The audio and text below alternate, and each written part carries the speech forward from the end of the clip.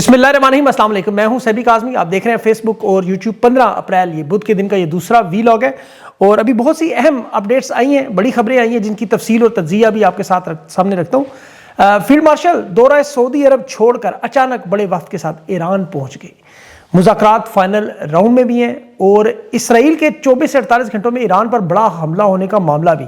ये तुर्की के सदर की सख्त वार्निंग भी सामने आई कि ये 24 से 48 घंटों में खतरनाक हमला क्यों हो सकता है। और पाकिस्तान में मुज़ाकरात के लिए इस्लामाबाद में नायब सदर जेडी वेंस और ईरानी वफ्द का जो मेला सजाने की बड़ी शख्सियात को बुलाने की तवक्को भी।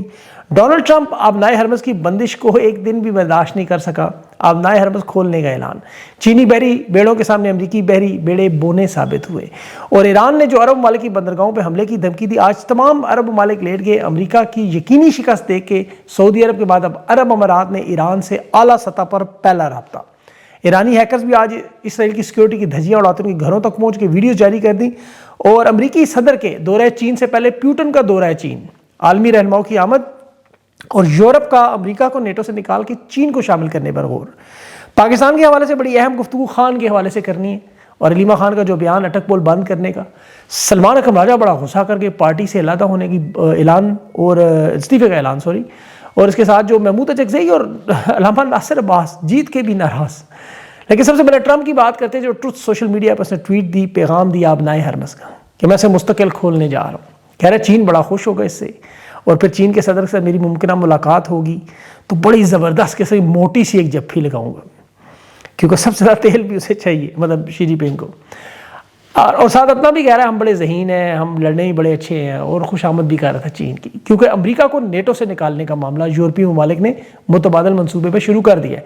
ये बरतानी मीडिया ने पूरी रिपोर्ट जारी की है कि नेटो के जो रुकन ममालिक हैं उनके रहनुमा है, एक तो जो ट्रंप ज़ुबान इस्तेमाल करता है, तनकीद करता है इनके रहनुमाओं पर भी और कहते हैं नेटो की हमें ज़रूरत नहीं है। तो यूरोपीय हुकाम ने एक तरफ तो अमेरिका के साथ नेटो को अलग करने की बात और दूसरा अमेरिकी फ़ौजी सलाहियतों की कमी को खुद पूरा करने के लिए बजट डिफेंस समेत चीन के नज़दीक होने का फैसला।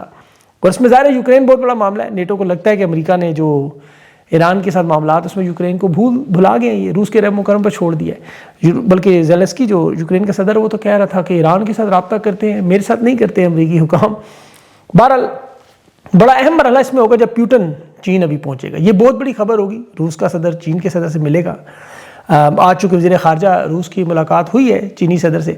अच्छा, ये बड़ी अहम चीज़ें आपको बताना ताकि आपको आगे मामला समझ आए। ये जो बाकायदा फील्डिंग सेट हो रही है, क्योंकि ट्रंप को हारा हुआ देखना है उन्होंने, चीन और रूस दोनों ने, जो उनकी ख्वाहिश पूरी हो रही है अब सिर्फ कड़ाके उसके निकालने हैं।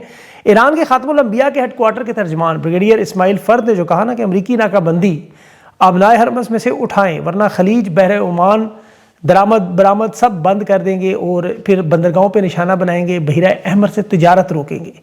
तो उसके बाद फिर बहरी नाकाबंदी में अचानक कमी आना शुरू होगी। ज़ाहिर है उसमें नरमी तो आनी थी। आप वो शिप रडार सिस्टम पर जाके देखें तो आपको बहुत सारी एक्टिविटी नज़र आती है और ये सारे ईरान के जहाज़ हैं, वो जो ईरान जिनको तेल है। इसमें देखें जो सबसे बड़ी खबर जो लेबनान में भी सीज़ फायर आज रात को होने का ईरान ने कहा है।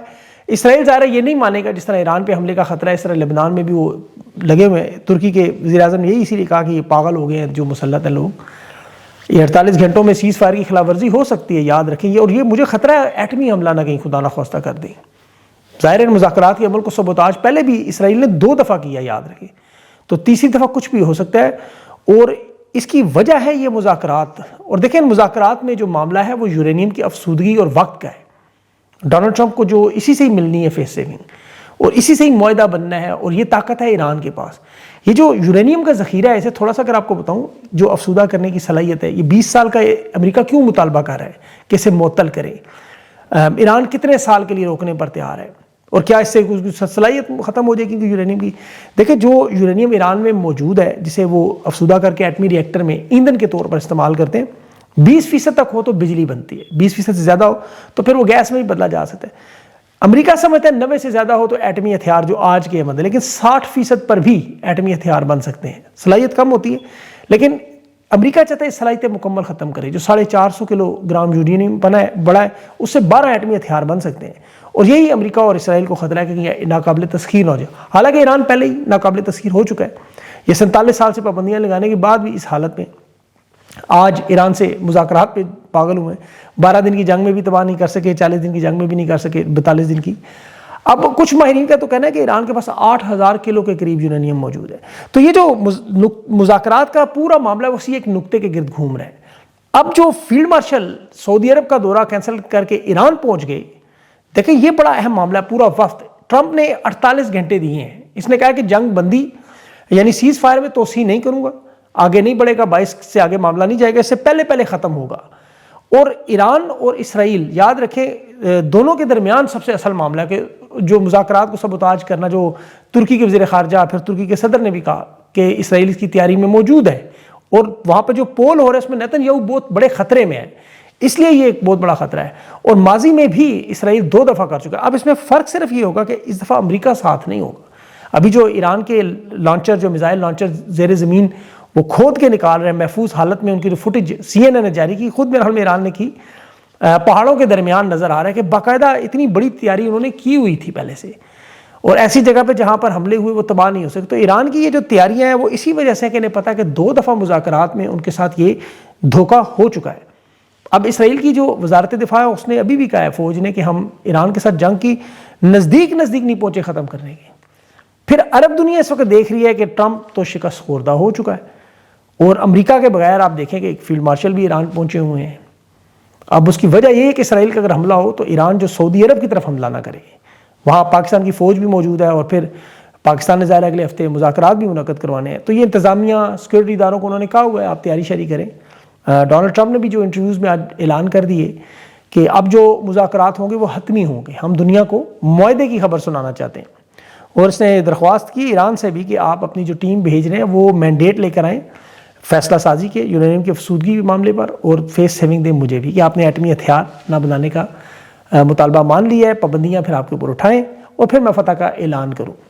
یہ معاملات اس جگہ پہنچ گئے جہاں 27 فروری کو جنیوا میں تھے. فرق صرف یہ ایران آج مضبوط اور طاقتور ہے. یورینیم افسودگی کا جو معاملات ہیں دیکھیں ایران نے کہا ہم تو اس میں دستبردار نہیں ہوں گے، کچھ سالوں کی پابندی ضرور مان لیں گے. اور فیلڈ مارشل یہی امریکہ کے پیغامات اور ہدایات لے کر پہنچے، اور اس میں ظاہر ہے آبنائے ہرمز کا معاملہ بھی ہے، اور ابھی اس میں 22 تاریخ میں 6 دن پڑے ہوئے ہیں. اب ایران کا وفد پاکستان بھی آنے کے لیے تیار ہے. انہیں ظاہر ہے جنیوا کی نسبت پاکستان زیادہ محفوظ لگتا ہے. اس کی وجہ ایک تو ظاہر ہے پاکستان کی عوام ان کے ساتھ ہے، دوسرا اگر اسرائیل کی ٹرانزٹ کے دوران حملہ کرتا ہے تو پاکستان ایک ایٹمی ملک ہے، ان کے پاس اتنی صلاحیت تو ہے کہ یہ اسرائیل کے میزائل روک لیں. اب پتہ نہیں اب اسرائیل پہ جوابی حملہ کر سکتے ہیں، اس پوزیشن میں ہے کہ نہیں ہے تو سب کو پتہ ہے. ایران کی بہرحال تیاریاں مکمل ہیں. ایک طرف ان کے زیر زمین بنکروں سے وہ محفوظ لانچر بھی نکالے جا رہے ہیں، تو دوسری طرف ان کے جو ہیکرز ہیں آج انہوں نے بڑا سرپرائز دیا. سائبر سیکیورٹی نے ہندالہ گروپ ہے ان کا، انہوں نے اسرائیل کے حکام کی تصویریں ویڈیو جاری کی، پھر کہ گھروں کے اوپر باقاعدہ ڈرون چلا کے دکھائے، اور یہ ذاتی ویڈیوز تک پہلے جاری کر چکے، لیکس کر چکے ہیں. اب ظاہر ہے اس میں ان کی مدد بھی جس طرح ملٹری میں روس اور چین نے کی، یہاں بھی ہیکرز کی مدد ضرور ہوگی. اب اس سارے عمل میں جو ایران نے اپنی طاقت منوائی جسے اب عرب دنیا نے تسلیم کر لیا. پہلے دیکھیں سعودی عرب نے جنگ کے بعد پہلا رابطہ کیا، حالانکہ پاکستان کے دفاعی معاہدے کو 6 مہینے ہو گئے تھے، فوج وہاں نہیں گئی. فیلڈ مارشل جو ہے وہ سعودی عرب جانے کی بجائے ایران پہنچے ہیں.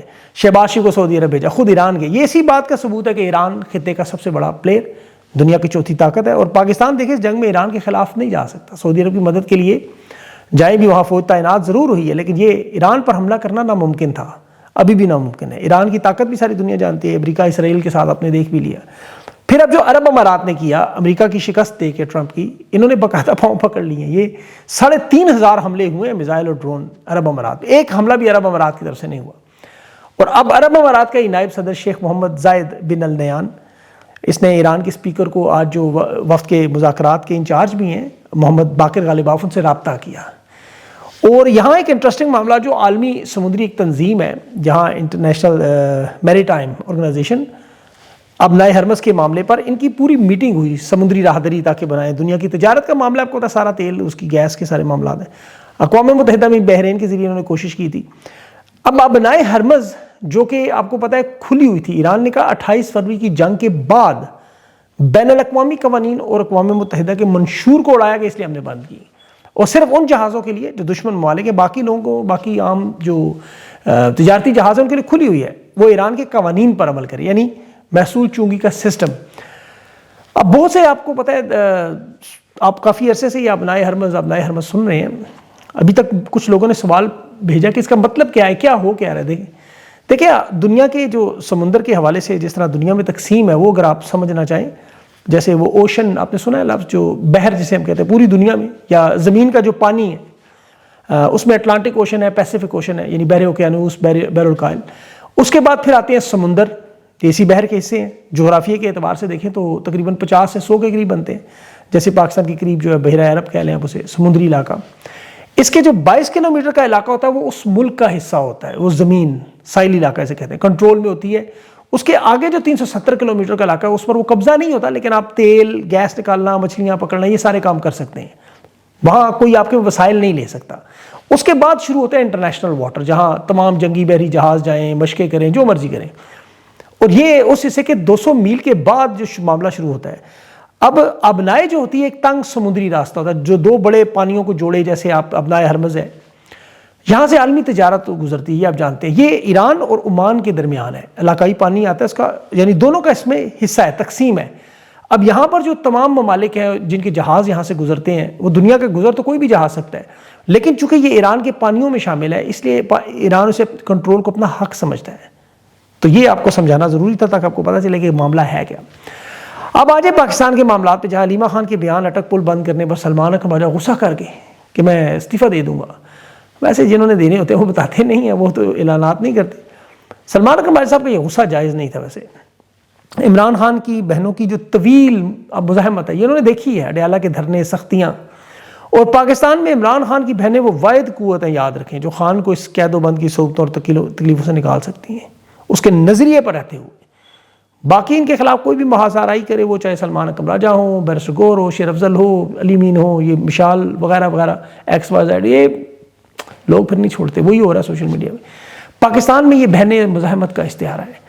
ابھی سلمان اکرم راجہ نے ایک بات کی کہ محمود اچکزئی اور علامہ ناصر عباس کو لے کر آئیں گے, دوبارہ پارٹی میں قریب لائیں گے. ایک پارلیمنٹ کی اپوزیشن ہے, ایک سینٹ کے ہیں, جیتے ہوئے ہیں, تحریک انصاف سے ناراض ہیں. یہ سمجھ نہیں آ رہی کہ عہدہ ملنے کے بعد کیسے ناراض ہو گئے. یہاں میں آج ویلاگ میں بڑی اہم بات جو آپ لوگوں نے شاید نوٹ کی ہوگی, جو دیکھ رہے ہیں روزانہ, کہ شدید ترین جنگی حالات بھی ہوں, خبروں میں خان کو میں گم نہیں ہونے دیتا. ویسے تو خان گم ہو بھی نہیں سکتے, ایک ہی تو خان ہے آپ کے پاس. لیکن ایران کا جب میں ذکر کروں, دیکھیں علی خامنہئی صاحب کی شہادت کی قربانی کا ذکر کروں, ان کے نظریے کی بات کروں, تو عمران خان اس میں لازمی آتا ہے, کیونکہ شخصیات سے نظریہ ہمیشہ بڑا ہے. عمران خان کی لڑائی کس کے ساتھ ہے؟ جن کی ایران کے ساتھ ہے, امریکہ, اسرائیل اور ان کے یہ اتحادی عرب امارات, یہ ٹرمپ کے ٹاؤٹ وغیرہ.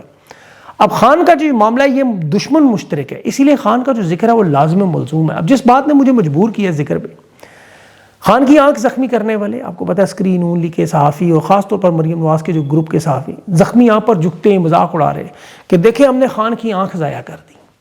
اچھا, یہ وہی لوگ ہیں جس طرح اسرائیل کے آپ صحافی دیکھیں نا, جب پہلے دن ایران کی لیڈرشپ شہید ہوئی تو وہ ایسا ہی مذاق اڑا رہے تھے کہ دیکھو ہم نے ایران کی پوری لیڈرشپ اڑا دی, ہم جس کو چاہے جہاں چاہے اڑا دیں گے. ٹرمپ بھی شروع میں آپ کو پتہ ہے پھپتیاں کس رہا تھا, ٹھٹھے لگا رہا تھا. پاکستان میں بھی یہ صحافی خان کی آنکھ پر, زخمی آنکھ پر یہی ذکر کرتے ہیں.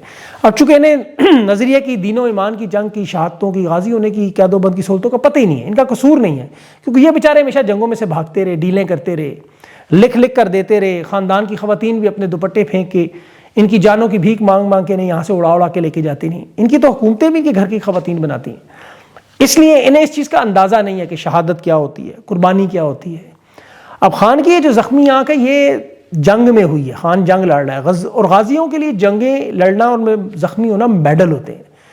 جس طرح علی خامنہئی صاحب 9 کروڑ لوگوں کو بچانے کے لیے شہید ہوئے, خان 25 کروڑ لوگوں کو بچانے کے لیے اس وقت اپنی قربانی دے رہے ہیں. ایک علی خامنہئی شہید ہے تو دوسرے غازی عمران احمد خان نیازی ہے. ان لوگوں کو کیا پتہ, یہ جو ہندوستان کے سامنے سرنڈر کرتے رہے, کبھی اپنوں کے سامنے سرنڈر کرتے, جن کی ساری زندگی میں 2 ہی لفظ ہیں, سرنڈر اور بلنڈر. یہ ابھی دیکھیں خان کے جو مخالفین کے بلنڈر, ان کی تو شکلیں اور کردار دیکھیں, ان کے بلنڈر آپ صرف دیکھیں. محسن نقوی ابھی وہ بلوچستان میں SHO سے امن کروا رہا تھا کچھ. اب معیشت کو ٹھیک کرنے کے لیے کیا طریقہ کہہ رہے ہیں کہ 2-4 بزنس مین اٹھائیں گے, معیشت بحال ہو جائے گی. یہ تو ان کے بلنڈرز ہیں, ان کے کردار ہیں, ان کی اہلیت ہے. پہلے انہوں نے IPPs کو, آپ کو یاد ہوگا کہ انویسٹرز کو اٹھایا تو پوری دنیا میں سرمایہ کاری آنی بند ہو. یہ جو IPPs انڈیپینڈنٹ پاور پرووائڈرز ہیں, یہ بھی آپ کو پتہ ہے ایران امریکہ کی جنگ میں سب سے بڑا خطرہ آپ کو کیا ہے؟ یہ جو توانائی کا بحران ہے پاکستان میں, جو بجلی آپ کی لوڈ شیڈنگ شروع ہوگی, انہیں خطرہ ہے کہ بجلی پیدا نہیں ہوگی. لوڈ شیڈنگ انہوں نے اسی لیے شروع کی, اور اس کا حل ان کے پاس موجود ہے, شمسی توانائی. جو لوگوں نے جہیز کے سامان بیچ کے اپنی چھتوں پہ سولر سسٹم لگوائے. پاکستان دنیا کا واحد ملک بنا جہاں دنیا میں سب سے زیادہ سولر سسٹم.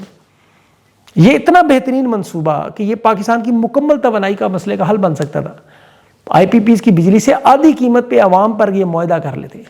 بھارت کو آپ دیکھ لیں، وہاں شمسی توانائی سے تمام ضروریات پوری ہوتی ہیں، اور یہاں یہ چھوٹا سا معاہدہ عوام کے ساتھ آپ لوگوں سے کرتے تو توانائی کا بحران ہے. لیکن یہ کبھی بھی نہیں کریں گے، کبھی بھی نہیں، کیونکہ انہیں مال بنانا ہے آئی پی پیز کے. یہ جو دبئی لیکس ہیں، پاناما لیکس ہیں، پنڈورا لیکس ہیں، پاناما پیپرز ہیں، وکی لیکس، یہ سارے کے سارے پانچوں براعظم میں جائیدادیں پھر کیسے بنے. ابھی نیلم جیلم بجلی گھر منصوبہ آپ کو یاد ہوگا، یہ نواز شریف نے بڑا شور مچایا تھا. 8 ارب کا منصوبہ 800 ارب تک چلا گیا، 715 ارب کا انہوں نے کھانچا مارا. انہوں نے خان کی حکومت کیوں گرائی؟ دیکھیں جب خان کی حکومت گرائی تو خزانے میں 16.8 ارب تھے. اپریل کے مہینے میں حکومت گری، 1 سال کے بعد ان کی حکومت میں صرف 2.9 ارب ڈالر، 14 ارب ڈالر ہی کھا گئے. 14 ارب ڈالر، جس طرح آئی ایم ایف کے دیے ہوئے 5.3 کھرب ڈالر غائب ہوئے. مریم نواز کی حکومت کے پہلے سال میں 300 ارب پنجاب کے بجٹ میں کھانچا لگا. ابھی بھی یہ پیٹرول ڈیزل کی آپ لوگ دیکھ نہیں رہے جو واردات، یہ کروڈ آئل باہر سے منگواتے ہیں. پیٹرول کی قیمت چلے مان لیتے ہیں اب لیوی اور ٹیکسز لگا کے بڑھاتے ہیں، ڈیزل کی قیمت مطلب انہوں نے 185 روپے بڑھائی ہے. اب کروڈ آئل پاکستان ریفائنری میں یا اٹک ریفائنری میں یا وہ پارکوں میں وہاں ہو جاتا ہے، ریفائن پروسیس ہوتا ہے، ڈیزل جیٹ فیول پیٹرول وغیرہ بنتا ہے. اب ڈیزل انہیں اس حساب سے 70% سستا پڑتا ہے، لیکن یہ آپ کو کتنے کا 185 روپے اس میں لے رہے ہیں. ان کا کام ہے صرف مال کمانا اور آپ لوگوں سے جھوٹ بولنا. یہ پاکستان میں جو سیاستدان اور اس کی جنرلی صحافی ہیں، صرف ان سے ایک جھوٹا ایک شخص ہے، وہ ٹرمپ ہے، باقی کوئی نہیں ہے. یہ 20 ارب ڈالر سارا بازی لے گا جی، سرمایہ کاری آ رہی ہے پچھلے سال، کدھر گئی سرمایہ کاری؟ بہرحال وہ ویڈیو لمبی ہو جائے گی، بات لمبی جائے. آپ ان لوگوں سے جان چھڑانے کے لیے اسی لیے دعا کرتے ہیں، ورنہ پاکستان میں بڑا پوٹینشیل ہے. یقین کریں یہ پاکستان دنیا کی اتنی بڑی طاقت بن سکتا ہے. بس یہ لوگ اگر جان چھوڑ دیں اور صحیح جو معاملہ جو میں نے پہلے پچھلے ویلاگ میں بھی، عمران خان کیوں رہا ہونا ضروری ہے. اسی لیے ہم لوگ سارے جتنے محب الوطن پاکستانی اس بات پہ چیختے ہیں کہ ہم نے دیکھا ہے عمران خان کے دور کی ایک ایک چیز اور ان لوگوں کی ایک ایک چیز کو جانتے ہیں ہم لوگ. اسی لیے عمران خان ضروری ہے، اور عمران خان بھی یہ بات جانتا ہے. اللہ اس پہ اپنا رحم و کرم کرے، ایران پر بھی، مسلمانوں پر بھی، اور پوری انسانیت پر بھی. اور اگلے ویلا تک کے لیے مجھے اجازت دیں. اللہ حافظ.